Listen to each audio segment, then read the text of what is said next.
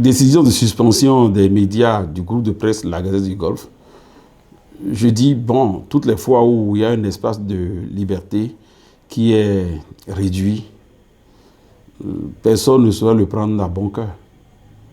Mieux, il faut que tous les projets des médias s'insurgent dans un premier temps de façon basique contre une telle décision. C'est vrai, la décision de la Hague dit quoi? Condamne une certaine apologie de coup d'État. Je dis, le mot est trop fort. Nous ne sommes pas dans ce contexte-là au Bénin.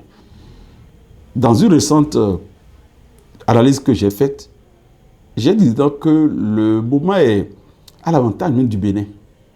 Nous avons une démocratie qui, tant bien que mal, tient quand même son chemin.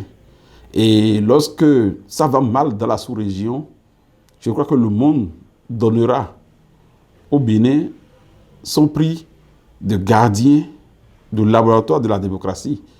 Donc, le Bénin n'est pas dans ce schéma pour qu'une chronique soit très vite taxée de faire dans l'apologie du coup d'État. Non, ça sonne mal.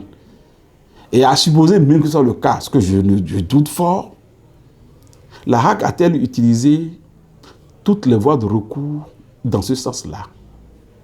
J'avoue, je ne crois pas. Est-ce que nos confrères du groupe de presse La Gazette du Golfe ont été invités à des auditions pour qu'on leur tire dans une certaine mesure les oreilles? Si c'est ça, c'est ça que la Hague a besoin. Et qu'à la limite, qu'on sanctionne peut-être le confrère responsable de cette chronique, ça pourrait s'entendre.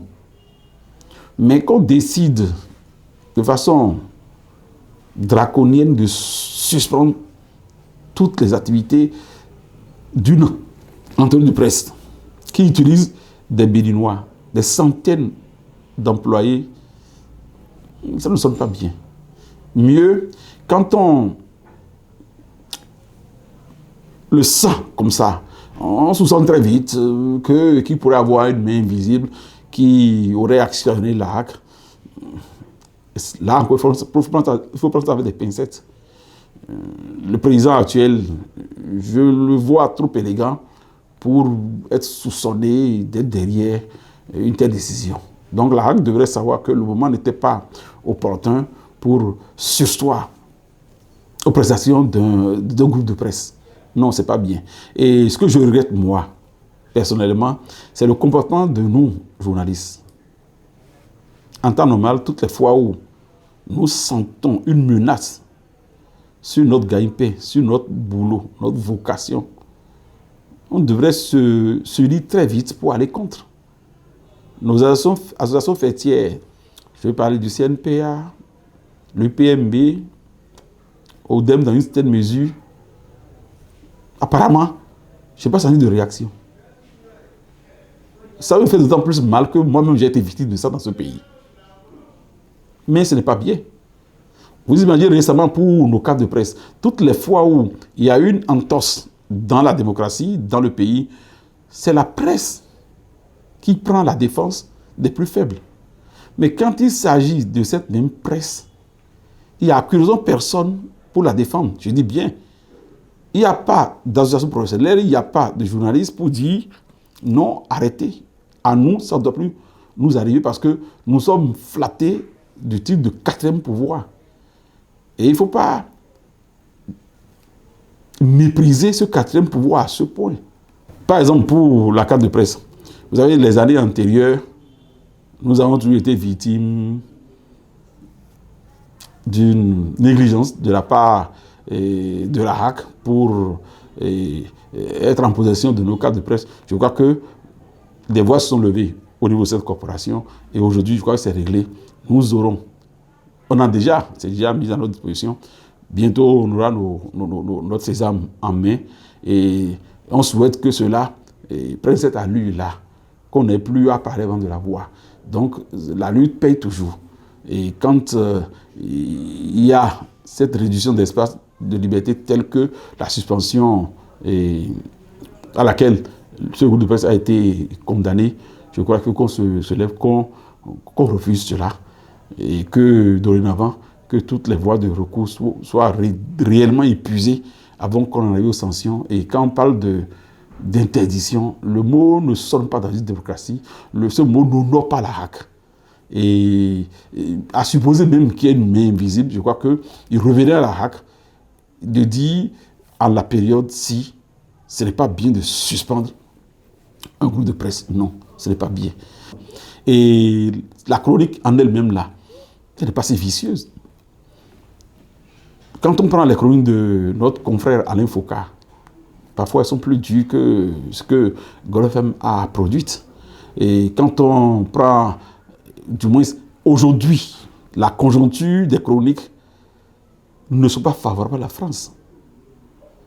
Et elle condamne certes toutes les coups d'État, mais interpelle la CEDEAO, nos chefs d'État, à une plus bonne gestion de nos États pour éviter de donner une chance aux militaires de réagir. Puisque les militaires, ils sont pour leur caserne, et toutes les fois où ils interviennent, eh bien, ils trouvent des justifs pour montrer qu'ils sont de bonne foi.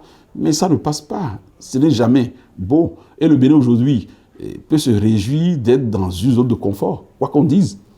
Si, à côté, ça tourne mal et que les militaires prennent le pouvoir dans la zone et que nous sommes toujours les gardiens de cette démocratie pour en avoir été le laboratoire en Afrique, je dis, cette chance, et comme je l'ai dit récemment dans une chronique, j'ai dit le Bénin a encore beaucoup de chances pour focaliser toute l'attention positive sur lui parce que nous sommes encore dans une démocratie, bien évidemment, il faut qu'elle soit plus parfaite qu'elle ne l'est actuellement, mais dire qu'il y a un produit de coup d'État, le mot est trop gros, c'est interdit et moins de 16 ans, c'est trop gros, ces mots-là. Et qu'on se sert de ça pour punir aussi, de façon aussi drastique, un organe de presse, je dis, c'est pas bien, c'est pas bien. Il faut qu'on revoie la situation. Il faut que très vite la HAC rapporte, bon, pour ne pas rapporter la décision, trouve les moyens quand même de relancer, d'ordonner que ce groupe reprenne son travail. Et ce qui est un peu vicieux dans la décision, c'est qu'elle n'a pas prévu un temps de suspension. Genre, 1 semaine de suspension, 2 semaines, 3 semaines.